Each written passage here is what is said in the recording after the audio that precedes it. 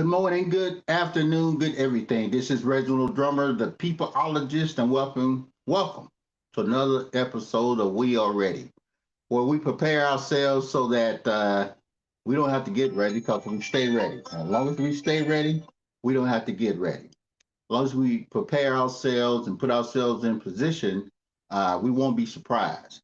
A lot of times, nobody's coming to help us, nobody's coming to save us. So, in this life, you got to do it for yourself.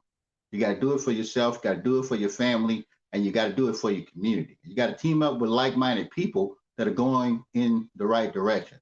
We have to pay attention at all times. We got to keep our head on the spindle, as they say, looking back, looking forward, looking up, looking down, sideways, every way. So you're gonna need some help. So we're gonna have to look at ways that we can put ourselves and give ourselves an advantage. We have to look at ways that we can put ourselves into a better position. We do not have that luxury of being the poster children for not knowing. Anytime you don't know, you become a casualty. And if you take this thing in a light mannered way, you'll be at the mercy of whoever and whatever shows up. That's whether it's a pandemic, a plandemic, or a pandemonium. Guess what? Nobody's going to be trying to help you. And if they do, they're going to have something else on the agenda. As we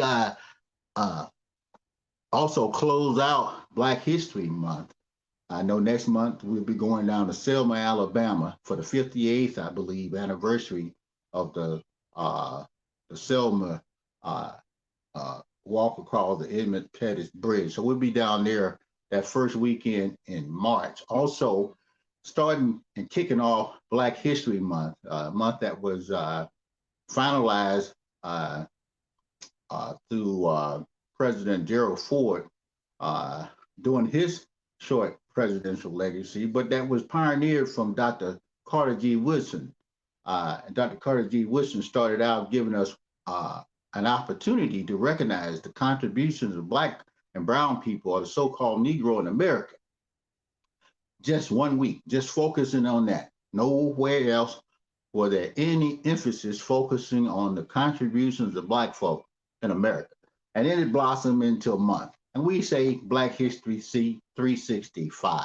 So we say a shout out to Carter G. Woodson. If you've been following us over on our Facebook pages, we've been sharing daily history making contributions by Black Americans and Blacks across the diaspora, whether in Africa, down in the Caribbean, all around. We have that connection. But tonight we'll be talking about Georgia politics. What's on the agenda for Georgia? I know we voted back in, I believe, November, and people said, man, it's over. Nothing else to do. But guess what? There's a lot of work to do. You got to talk to your House of Representative, your state representative to find out what's going on. There's a lot of things on the agenda. Pharmacy, racial, contracting opportunities, regulation of community investment. All these things are on the table. Tonight, we'll be joined by a couple of representatives. One, a former representative that's retired, Dr. Sharon Beasley Teague. She needs no introduction. Her work speaks for itself. She's been putting in work for over 30-something years. You know, matter of fact, as a Black History moment, we have to say and recognize her performance here in the state of Georgia. So she'll be joining us. I think she's on board right now. So Miss Dr. Sharon Beasley Teague, how you doing? I'm doing fine. How you doing tonight? Oh, I'm doing better than I need to be doing, but I feel good. All No right. doubt about it. Bless Yes, ma'am. Yes. And Yes.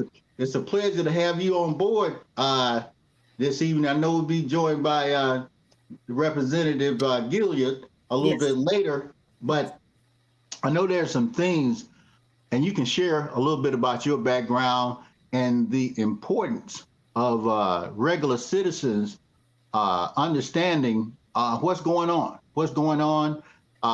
under the governing structure here in Georgia, better known as the Gold Dome, decisions that are being made. I know here in Georgia, we saw what they did in Florida. They're making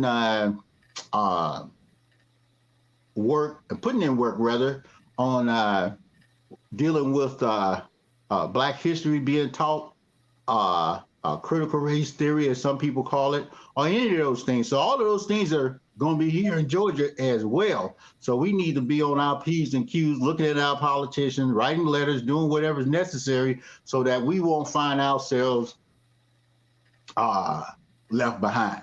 But Right. you share some stuff with us. I know you're in retirement, but you don't never stop working. You're always there for the people. Thank you. I appreciate that. Yes, a lot going on. And as you have said, we're looking forward to going to Selma the first weekend in March. We have buses that are leaving on the Thursday. Let me give you the right date. We have buses that are leaving Atlanta on the 2nd of March. And they're doing the civil rights tour.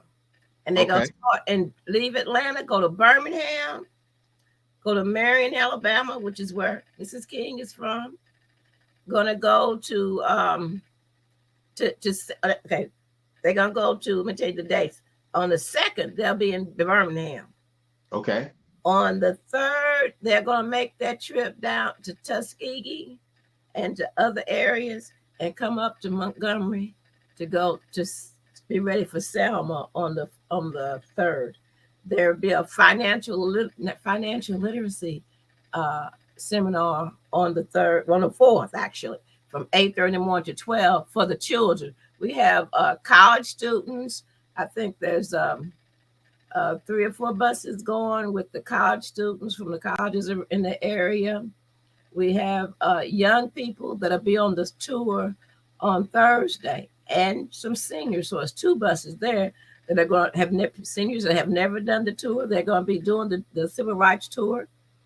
The young people, they're going to come to them with them on Saturday. They're going to come to the financial literacy session. And then all the activities down there in Selma, because they're going to have different galas. The NAACP, they're having a gala. So I'm just looking forward to everybody getting together and just doing what we do, awarding people, congratulating people, and thanking God for all the people that have already crossed that bridge so that we'll be able to do this today on that weekend. And then this week we have, that's going to be on shortly, the president of the Georgia Legislative Black Caucus, the Right Reverend Carl Gilliard, representative from Savannah. So he's going to talk about the activities. Here he comes now. Bless you. Bless you. Good evening. Hey, greetings, my brother. How you doing? Good evening, Brother Reggie, and to my fearless leader, the Honorable, we call her Mama T, but she is still that to me, and she is our leader. I'm elated to be here with you this evening. Thank you. I'm glad to be here with you. Thank you so much. Give us a little background about yourself, my brother. I know you have a lot of accolades. You're doing a lot of work. You're carrying a lot of weight down there in Savannah, across the state of Georgia. Well, you know, there's a perception that you have to say, I'm trying to do the best I can. I do want to apologize. I was just en route with my wife and I. We had come out of a Black History program, and all over our states right now, churches and organizations are really recognizing the shoulders that we stand on. We stand on the shoulders of giants. And of course, I'm a post-civil rights child. I stand on the shoulders of so many giants, of individuals that get a chance to sit at their feet, like Reverend James Orange and Reverend Randall T. Osborne. I've been to the school of Reverend Randall T. Osborne and strategy, Reverend Hosea Williams, and Reverend. I know that Mama T had the background of being with Ralph Abernathy. I had a chance to be that post-civil rights child, to sit down with all of them, and they nurtured me. Reverend Dr. Joseph Lowry, my civil rights father, currently now Reverend Fred D. Taylor, as he would say. Yes. But I went to, I grew up in Savannah, Georgia. I ended up going to Morris Brown College, the Marching Wolverine, and under Cleophas Johnson, and I thought I knew what I was doing, but I was with the baddest band in the land. And that year in 1983, I met Abel Mabel Thomas, and she was a young person running for state representative, the top vote getting delegate for the Democratic Party. And I was her youth coordinator when she ran for state representative. That same year, Reverend Williams was running for Congress, so I was his youth coordinator, and Jesse Jackson was running for president, and I was his youth coordinator. It was then in the housing complexes of Atlanta that I saw poverty. I No. saw people that were struggling. I'll never forget, Atlanta has these hills, and I remember we were campaigning for Jesse Jackson, and I was a lot more reserved and shy. I was passing out the literature, and the bus was about to leave me, and this lady fell down the hill. I saw her grocery just falling in slow motion. I'll never forget. I picked up her grocery and put it in the bags, and she pointed where she lived. She didn't say anything, and I remember going up this hill to her home in one of the housing complexes. And when I looked into her house, there was a chair and a refrigerator and a small table. That was it. And Wow. so, God then was showing me that we have an issue with poverty all over the nation. And what are we going to do about it? That same year, I had two friends that lost their lives to senseless violence in Atlanta, in Savannah.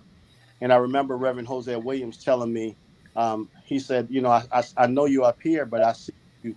I hear what you say, but I don't see what you do. And that stuck with me. And he told me, he encouraged me to go back home.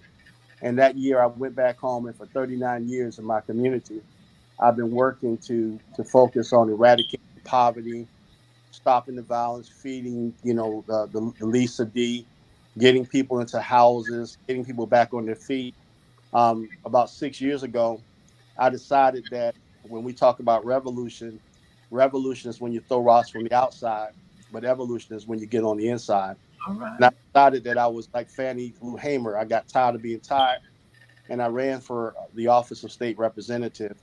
And so I've been in the House for the last 6 years. Wow. Mhm.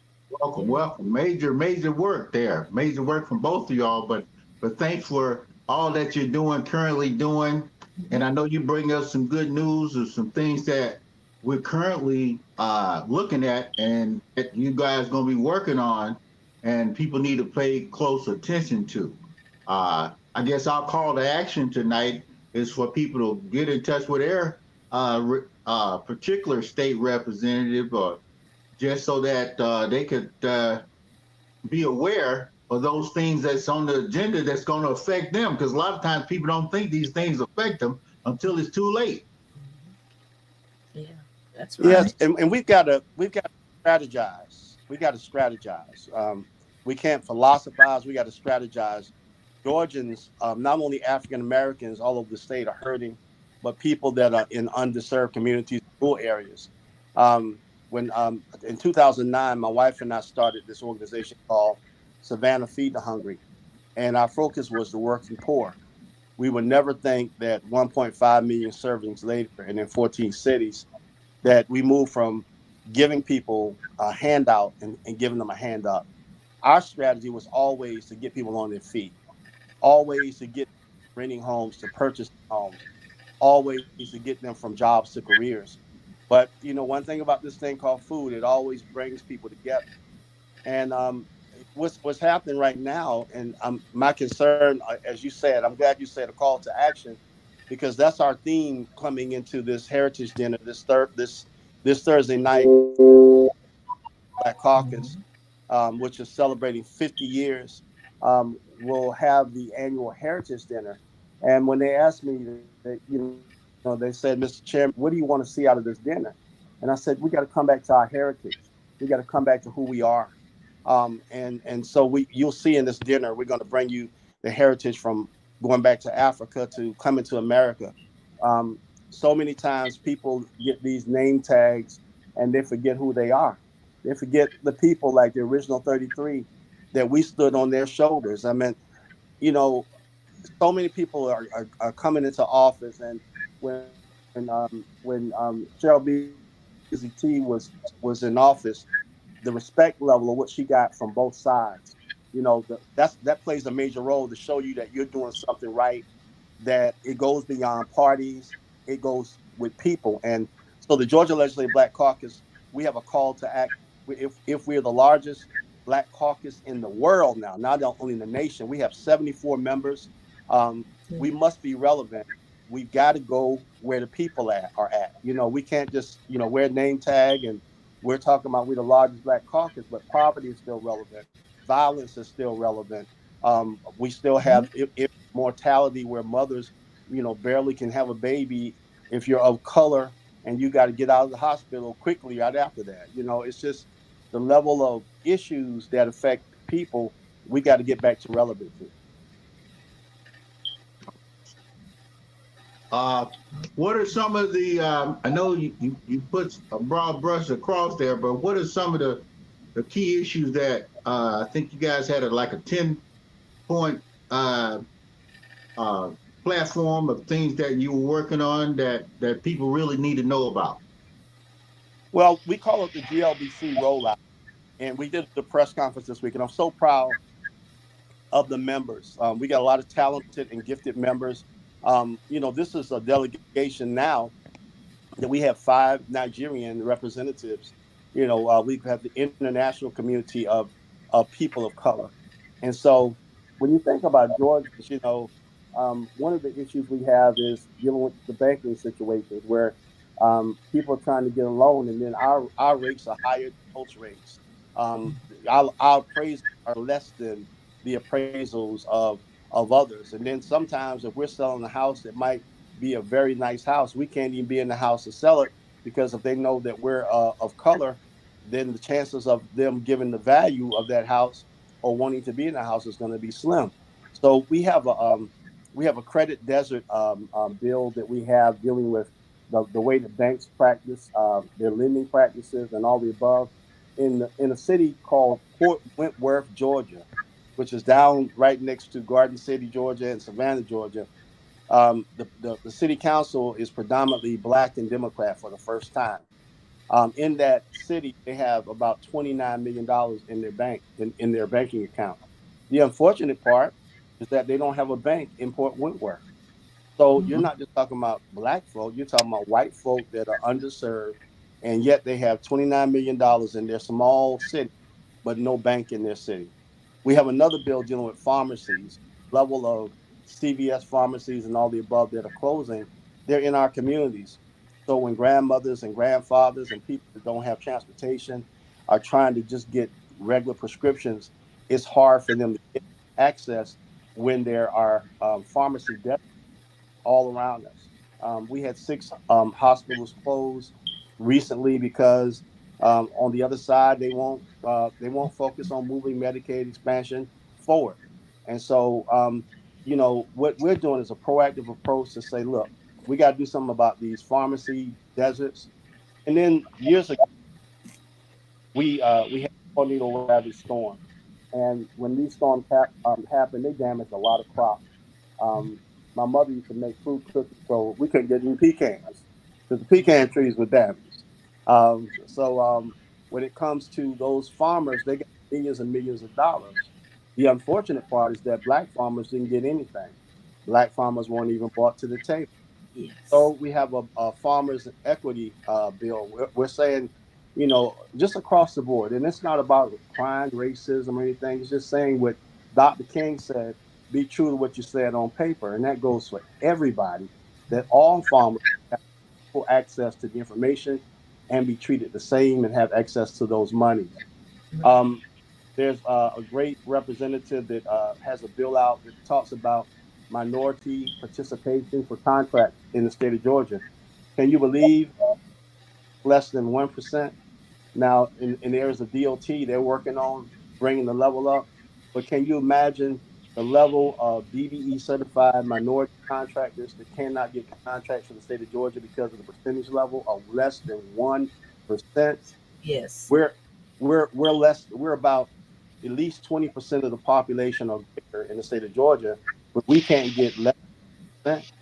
So something is wrong with the metrics of that, and so we have legislation that focuses on that. Um, lot of the legislation just focuses on how we can be treated fairly. A couple of years ago, I was one Democrat and African Americans on Georgia's hemp study committee and Georgia's hemp bill, House Bill 213.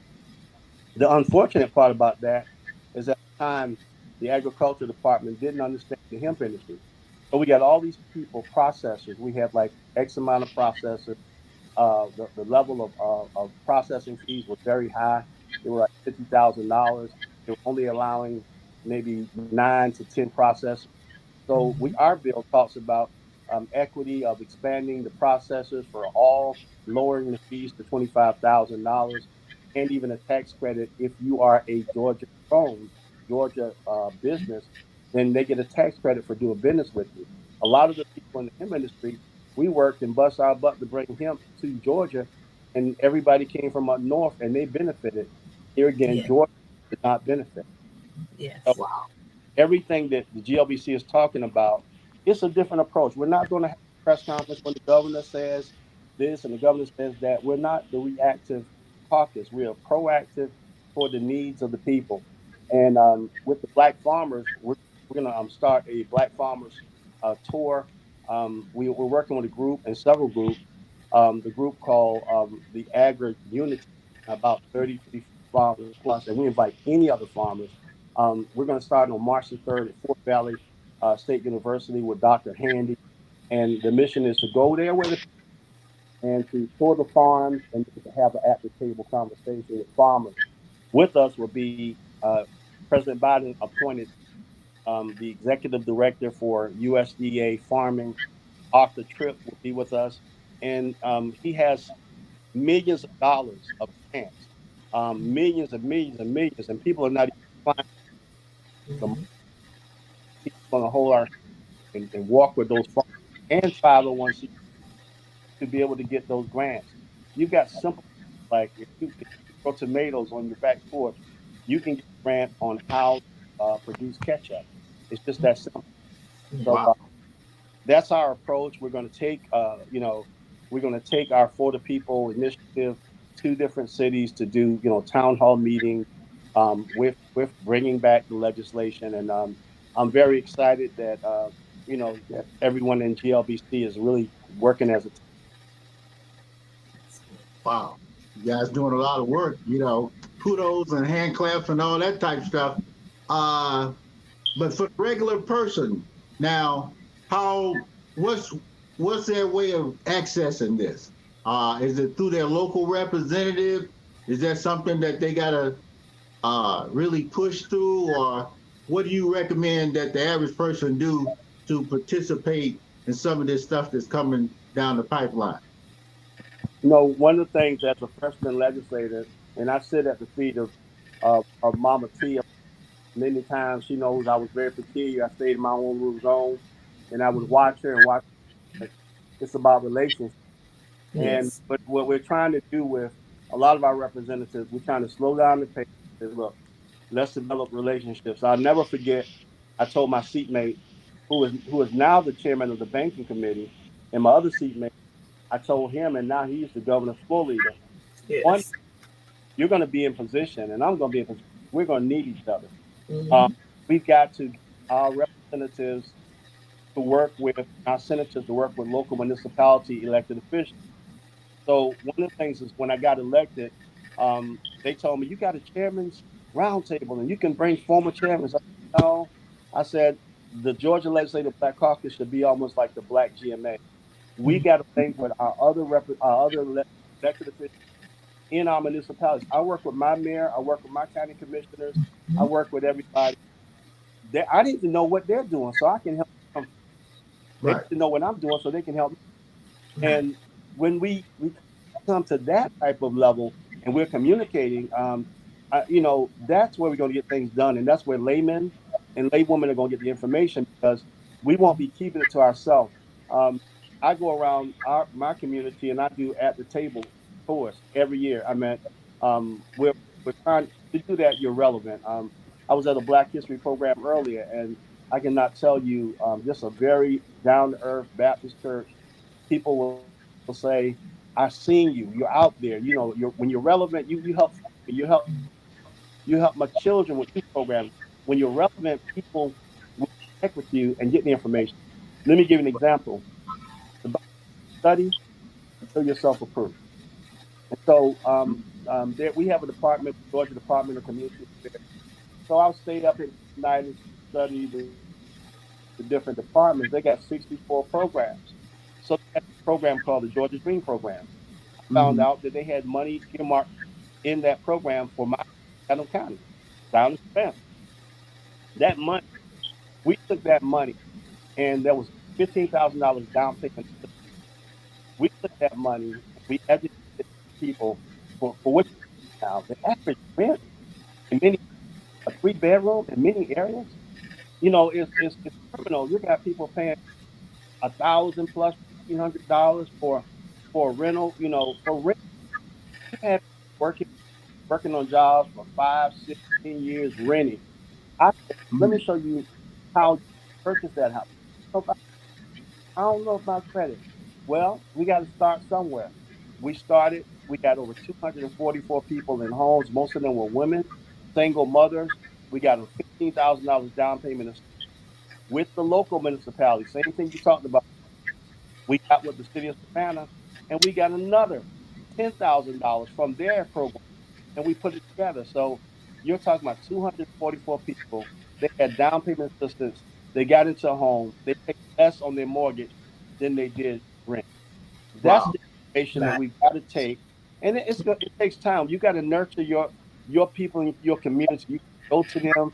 You got to hold their hand to them and give them the information. Now it's up to them to.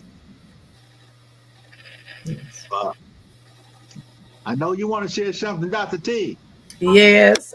I would just like to say I'm so proud of the president of the Georgia Legislative Black Caucus, because when you know somebody and you know what they have done and whatnot, it's easier for me to say, I'm sending you information. And Okay. this is what the groups are getting ready to do. And so to see both of y'all here right now, I'm thankful, because it won't be that difficult when I send him the information and y'all get it done, and all these other programs, because I know people that teach grant writing, uh, and various things that they're going to need to get this money. So I'm ready, and I know Yeah, y'all are. So I'm excited. Thank you. and you know, As long as we you know stay what? ready, we won't have to get ready. As long as we stay ready, stay ahead of the curve, pay attention, unplug our heads out of the sand, because this thing moving with us, without us. So we want to participate. Well, go ahead, brother. I just think that she's right on time with the information is empowerment. Here again, watch this. The Georgia Legislative Black Caucus is a 501c3, but why are we not writing grants? So this is where I'm at now, is even with our staff, to get a grant writer, because we're leaving lots of money on the table. When Mm, the U.S. director for USDA and farming says, I got millions and millions and millions of dollars, and he's telling the truth, because we've got individuals right in the Atlanta area that are actually getting grants, 150,000, 250,000. These are small 501c3 organizations. So, mm, or 501c4. So we can't leave the money on the table. And then we got to be proactive. So watch this. The governor is going hardcore on gangs. And I know Mama T remembers when I first came out with the gang prevention intervention bill. I kept talking about 71,000 identified gangs in Georgia. Then the governor got wind of it. I'm not mad that he's talking about what he's talking about in reference to his approach to lock people up and all the above. Because guess what they're doing? Their children are suffering from addiction, meth, and all the above. And they're saying, I'm tired of being tired. We got to do something about this. Most of the gangs that they have arrested from this law that he created are white gangs. So Thank wow. we in the black community, we can't be mad at Kemp saying, "Oh, you Kemp trying to lock all our children." No, what we need to do is have a conversation and say, "What are we going to do proactively?" Because Right. we're going to the funerals, we're going to the Yes. courtroom, we're going to see loved ones in prison. So something has to come from us, from the inside, because That's an issue. Violence Mm. across the state that looks like us does. Black lives have to matter. And that's where I'm at. If I can have a t-shirt, it won't be Black Lives Matter. Black lives have to matter. And the Uh, family has to have a conversation. What are we going to do? What's our long-term approach to stop these killings? Yes. and I think one of the things, and definitely appreciate all that you're doing down there, even just to bring attention, because sometimes we think under certain administrations they being a lot harder on us, especially after we've seen what happened in different cities when it comes down to police brutality and things of that nature. But there's a lot that we have to do individually as people, as a community. One of the things I think we had put out earlier during the month, it should be less black folk killing black folk during Black History Month. At least Yeah, take 27, 28 days, slow it down. You yeah, know, now these are things you don't have to be told. They don't have to come up with a critical race theory thing. They don't have to come up. This is stuff that can be taught in the household. Uh, I was recently in a community and I saw a lot of young people, and these are people we call gypsies. Uh, they were at their church, and all it's about 60 young people. They were young, 14 to 20 something years old. They were singing in wow, the choir, and then the girls were helping the older women cook, and there was a congregation about 200-300. But this is something they do regularly, and they were hired by their jobs are being from the older guys who are middle-aged guys that have either construction companies, roofing companies, painting companies. So all the young guys are either painting, doing roofing, but they got a central place to gather to keep them on tempo. They ain't got time to go out there, rob, steal, and hurt and maim each other. You know, Plus the older one, it was like a community, because the older guys were still vibrant. They were 80 something plusers. They were around sweeping the bill. These are things that we used to do as a community. When you look at us, Black history, these are things that are embedding within us. But we seem to have dropped the ball, hoping that somebody else is going to hmm take charge. Because when they throw a blanket law out there, like you said, a lot of the people that's getting arrested are young white gays. Great history, didn't realize history of Georgia Black Legislative Caucus. The organization and history should be promoted more. A lot of people don't realize, this is a good question, realize the history of Georgia Black Legislative Caucus. Uh, what they've been doing, the work they've been putting in for so long. So definitely thanks. And maybe you can give us a little more of a history lesson on that, because you all are doing a lot. Well, started, in 1973, 50 years ago, from to the level of 74 members that we have now. We've come a long way from all of the chairwomen's and chairmen that have been a part of the Georgia Legislative Black Caucus, and the levels of the things that have been done throughout the history of years. One of the shoulders that we stand on prior to 1973 is 1868, when we had the original 33 Black legislators. 33. Right. Yes. Those are the shoulders we stand on. They came in and they could not even serve in the Senate and the House. Tunis Campbell and so many others, and 14 of them were lynched. Can you imagine that? They were Wow. not. They were lynched. They were killed. There was So when I think about the Black Caucus, I just think about the relevancy of those individuals that gave their lives so that we can be able to sit down now in the House of Representatives and to be able to legislate. Yes. They were Frederick Douglass Republicans back then. They Yes. started the first block vote. They had to vote together. They had voter suppression. And they were challenged because they were not even able to serve. Tunis Campbell went back and sued the Georgia and got the governor involved, and they were able to come back and reinstate those that were still living. So Yes. the Black Caucus, the history is profuse. This is 50 years that we have this year. And that's why so many times I just sit back and look at all the prior administrations, and everyone added something. Everyone brought us this far by faith. Yes. Well, you dropped something that is of definitely historical importance. A lot of people don't realize that after Reconstruction, black people held down office, and then to have them killed, hung, lynched, just for serving the people. Yep. Wow. And then and Reggie, what was on people? Whoa, yes.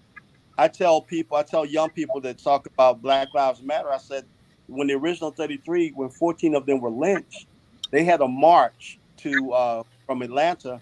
There were 350 people, black and white, just like with Black Lives Matter, in the movement of Dr. King and others.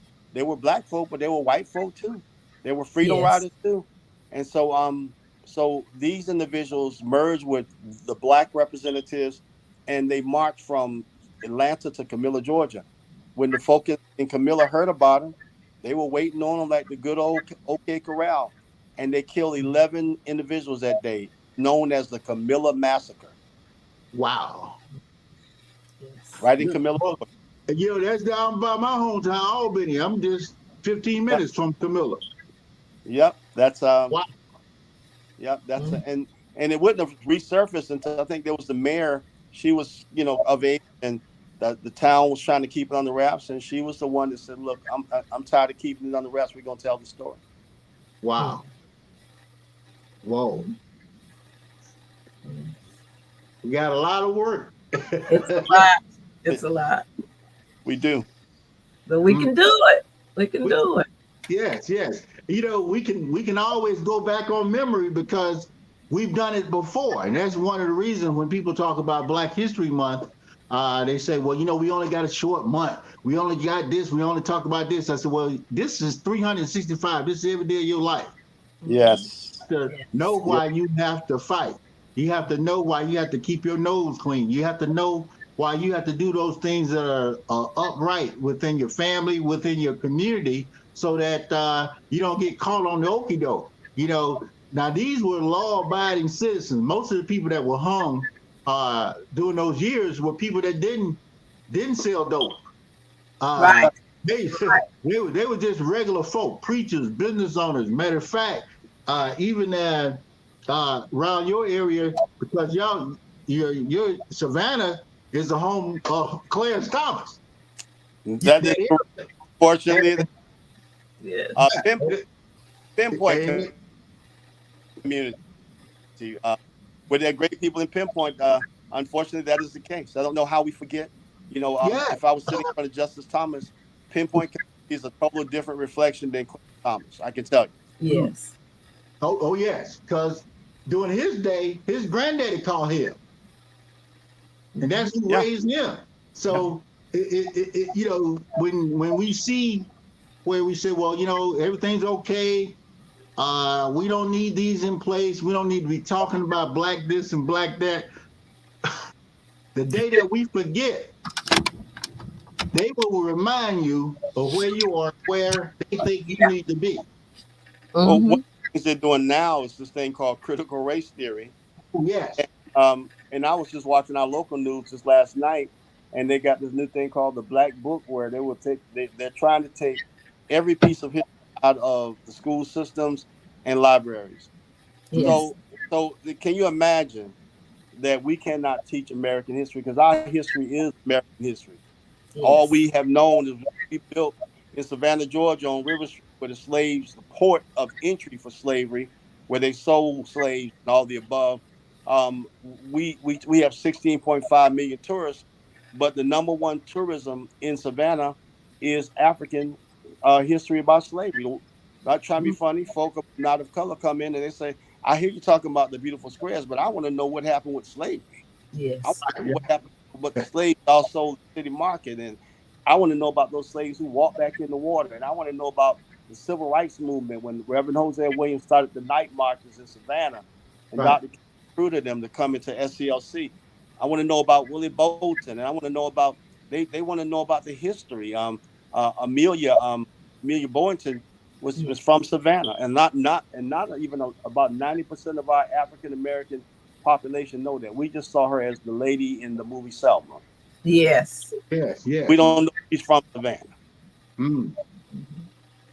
Well, when you look at the history, a couple years ago, I was helping uh, a couple foreign people take the citizenship test.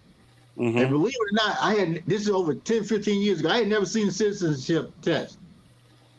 On a citizenship test, you wonder why a lot of people, foreigners, they don't know much about our history. You got about this much out of something like 100 and something questions. You got about 2 questions about slavery, and they bring up Martin Luther King. That's it. Wow. Wow. That's it. And Wow. most black folk ain't never took that test because we were grandfathered into this thing, and we said, well, why are people not knowing about us? Mm-hmm. So if we don't tell the story, if Yeah. we don't participate, people can only go by what they think they know about Wow. us. Mm-hmm. That's right. It's a blessing. My Mm. mother, named Susie Gertrude Golden in Mm. the town of Fort Stewart. The Golden family, the Hines family, Johnson family, the Bakers own most of the military land in Fort Stewart. They were offered pennies on the penny. What do you mean pennies on the dollar? Mm-hmm. My great grandfather, Eddie Golden, he had about 60 something acres of land, and they basically gave him pennies on the pennies. He took his children. He had 10 children, my mother included, and they moved down to Lanier in Pembroke, Georgia. They had about 10 acres out of the 60 something acres that he had. He literally died from depression because Wow. they took everything that he had. And so now it's a military town. And when we want to go see our loved ones who have passed away, we have to go once a year and get permission from the military to cross over Yeah. into the land that was theirs. And Yeah. so, we just gotta remember the history and not lay on the history. There's a lot to be told. We cannot forget about those that came before us. Oh, yeah. And you bring up something important. When people talk about the 40 acres and a mule, that's a standing order from General Sherman. And Yep, matter of fact, black folk around that area yep. did get some of that 40 acres and a mule. Port Wentworth. That's where they proclaimed it, Port Wentworth, Georgia, Mm-hmm. and that's why you have those families. We have a group, Mr. Johnson, who has a big farm called Promised Land Farm, grows the Okay. best collard greens in the world. He gives the collard greens away during certain seasons, but that he's a benefactor of generations of that land. Mm. Um, we got to do something, to look at all the land that's been taken away. When everybody else can get reparations, you know, um, but at some point, the United States and Georgia and individual communities need to deal with it. Right. And then anytime one thing, anytime we move forward, and I get this from a quote from Ronald Reagan: freedom ain't free. That's And right. you got to fight for freedom every day. Uh, when we look at us as a people, uh, back in at 1865, after the Civil War, black men could vote. That's one of the reasons you had those folk in Georgia. They said Reconstruction, but after that period, the backlash.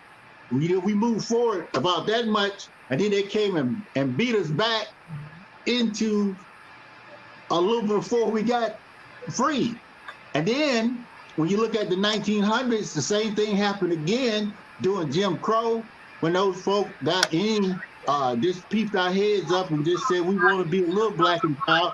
People were jealous and upset, started burning, taking the property. And you fast forward that today with gentrification, you got people that have land because they were either on drugs, locked up, or just killed. They can't take advantage of the property that their parents had. There's nobody around with any common sense to take over the property that's left. You know, down in my hometown, many people have lost property because the young people that were in the 40, 50, 60-year age group, a lot of them locked up, shot up, or killed, or too confused to get on board. How can citizens affect or comment on legislation? That's a good question. How can citizens affect or comment on some of the legislation that's going down? You know, there's several citizens that write legislation. They help their legislators. They come up with ideas. They become their ears and their eyes. When I got elected, I drafted citizens from neighborhood association presidents, etc., and they became my legislative council. They became ears and eyes. So they came up with ideas. They were always on the ground. They can come up with ideas. You get to those legislators and say, "I have an idea about a potential legislation that I would like to find out. Is it anything in Georgia, or how can we write that?" And if that legislator is interested enough, let me give an example. This young man named MacArthur Jarrett would come to our delegation every year, to Chatham delegation. And every year we have once a year where we have citizens get 15 minutes of fame. That's all they get. And this blind citizen, MacArthur Jarrett, would come in front of us and voice the opinion about blind citizens that are parents having their children taken away because they're blind. He came there the first year, he comes back the second year. And I'm sitting there looking at my delegation like, why aren't we doing anything? I walked outside, grabbed Mr. MacArthur Jarrett's hand. I said, "I'll carry your bill." That bill became House Bill 79, which is called the Blind Bill, where they were actually taking blind parents' children because they were blind. And Lord have mercy, if they thought that woman if she was blind and that baby, she was nurturing that baby, they had the concept that if she was nurturing them, that the baby was going to come up blind because the baby was taking milk from her. So we got it passed, but that came from MacArthur Jarrett and the Federation of the Blind. They wrote the bill. Wow. It's a blessing. So people have to be a lot more involved. Yeah, voting is one thing, but you have to have conversation with your local political leaders. I know sometimes we elevate ours and we don't talk to them. We let them do whatever. Are there any pending legislations regarding tenant protection? You know what? I wish I could talk to that caller. So I just dropped legislation. This is there's a lot. 1863 is a big thing in Georgia where it's a lot of outdated and antiquated laws. Yes. The last law that focused on the process of eviction was in 1863.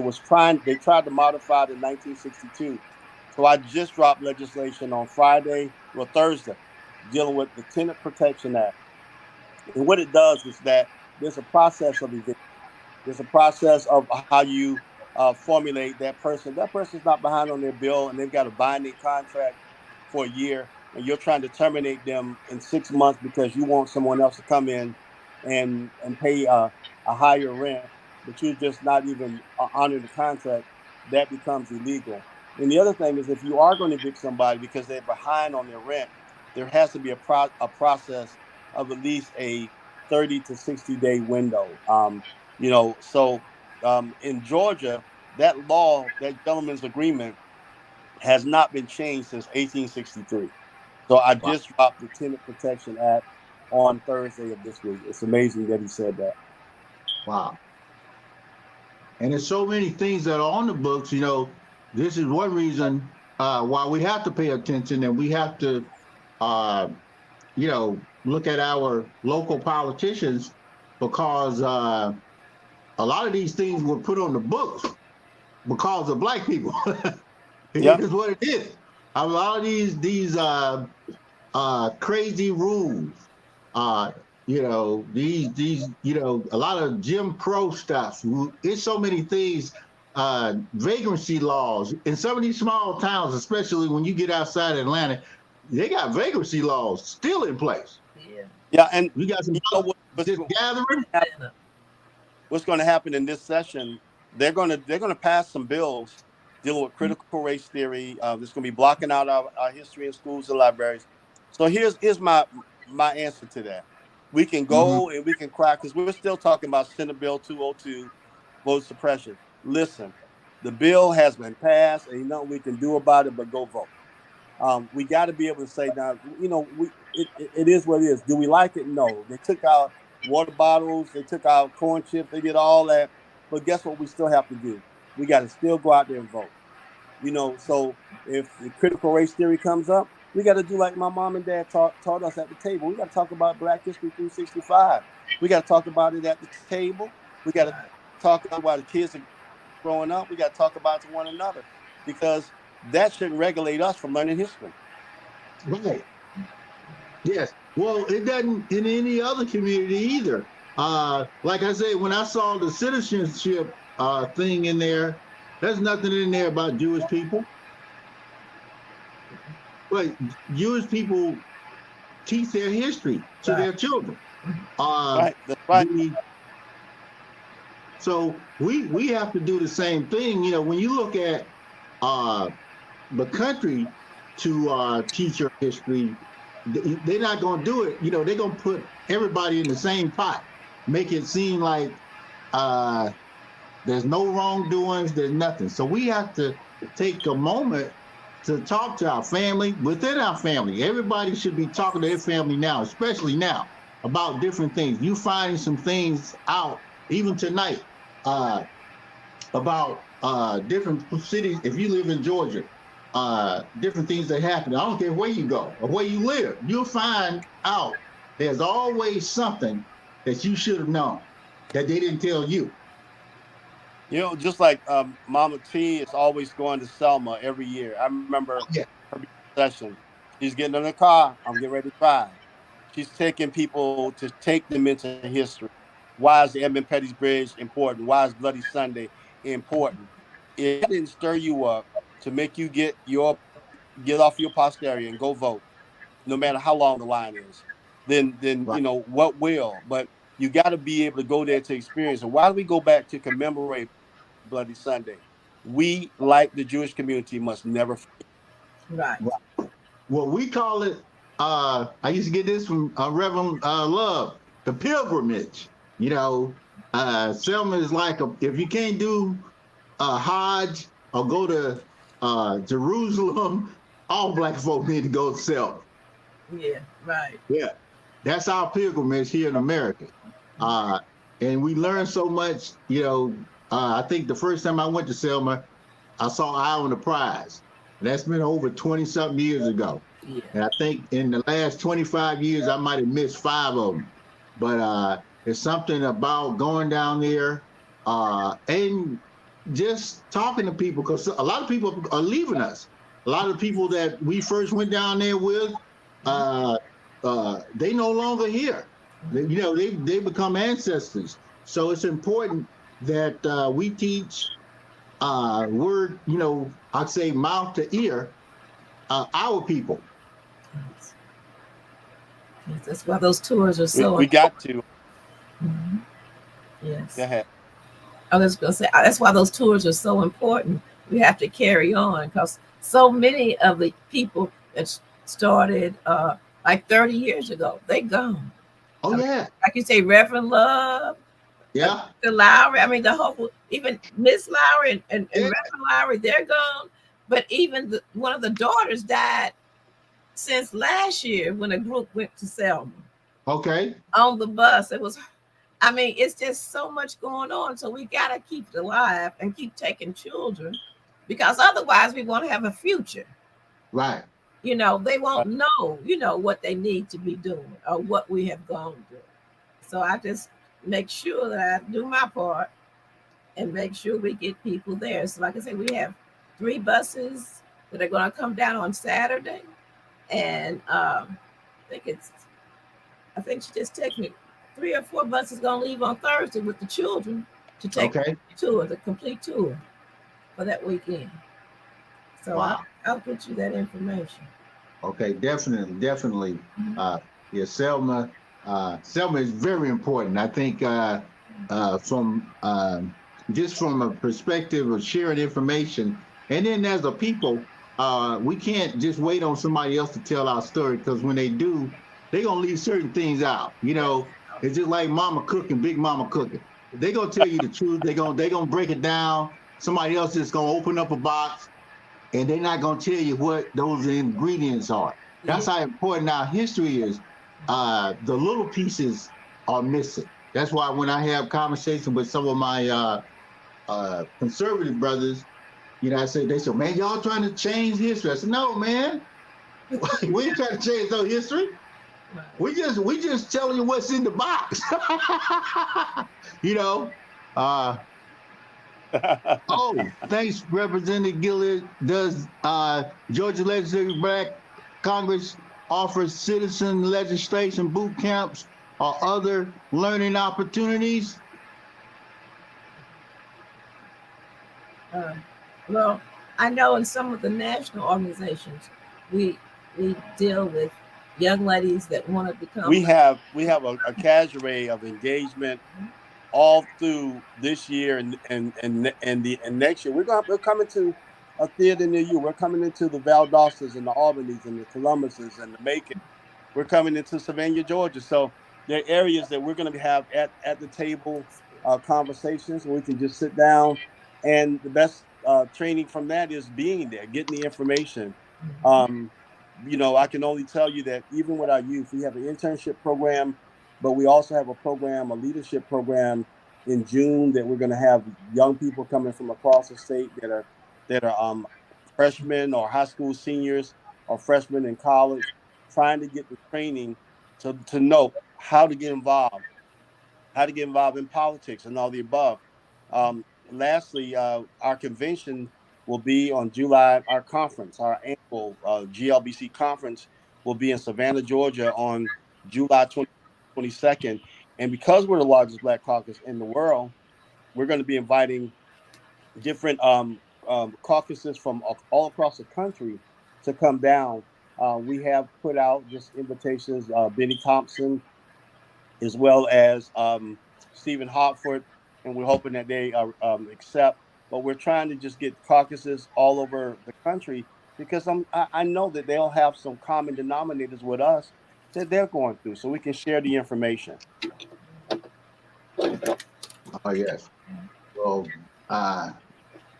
definitely. Thank both of you for giving us a snapshot of what's happening. You know, we're gonna have to bring it back. You know, over here we just have to stay ready. A lot of information is, but we got to pay attention. We can't go to sleep behind the wheel. Somebody to put the wheel. They gave us a car, and a lot of people sleep behind the wheel. But can you just leave any contact information? I know you got the event coming up on the weekend. Any other contact information or additional for either one of you? She just put up about the 23rd. If she has time, she could put that up again. Yeah, and that is the best contact, the Georgia Black Caucus.org. You can contact the website. You can go in there. You can purchase tickets. You can get information about our internship program. You can leave a message, and believe me, they'll follow up with you.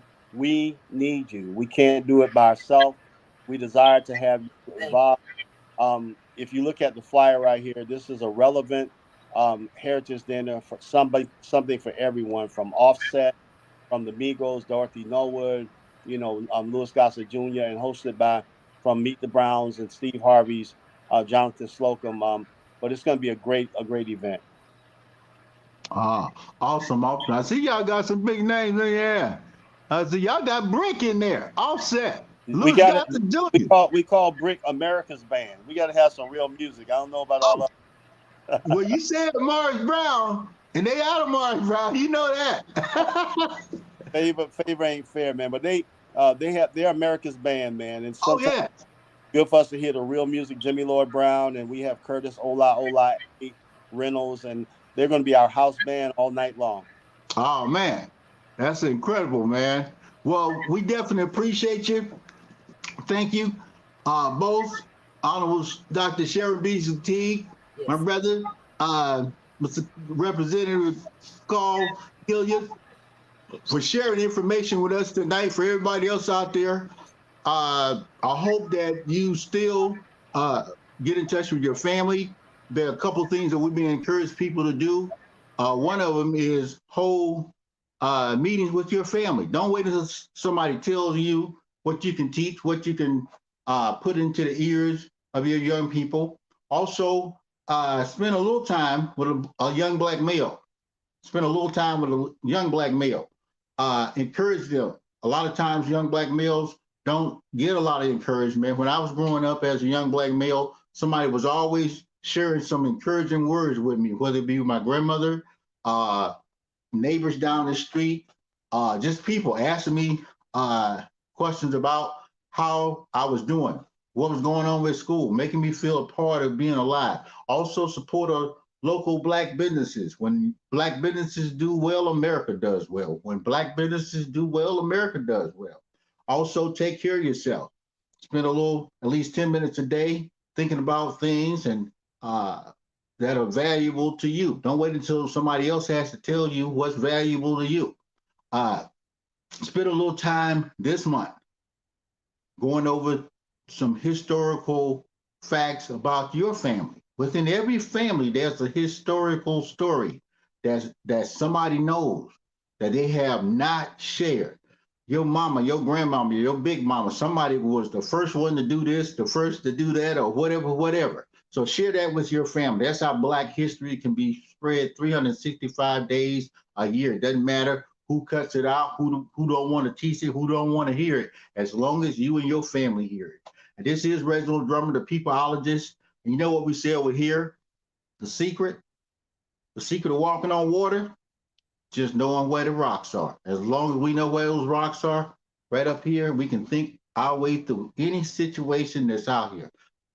So take care, and we'll see you next week.